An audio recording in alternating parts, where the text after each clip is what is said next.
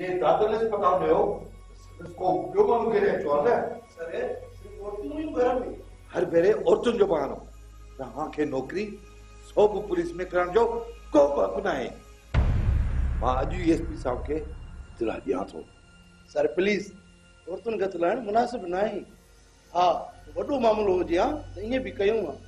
DSP साहब जो अटकाई बैठो है न त मां पाण ही दादन जे घर ते कड़ो चाड़े दादन या मज़र के गिरफ्तार कया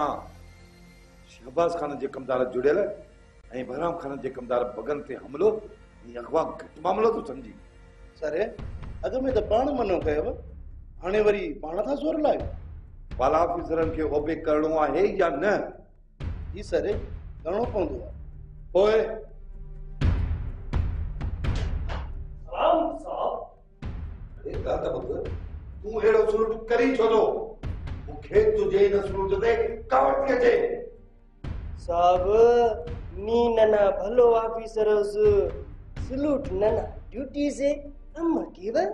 न कतो करे एड़ो सुलूट तो करी या बेइज्जती साहब ने खबर कना जोशन जमादार चुप गले था बड़े के बात ना अरे छो आया हो ओ साहब डिंगड़ी ते झड़ो थी पियो आयसि असां चयो साहब खे ॿुधायसि हाणे जेको हुकुम करेसि तव्हां वञो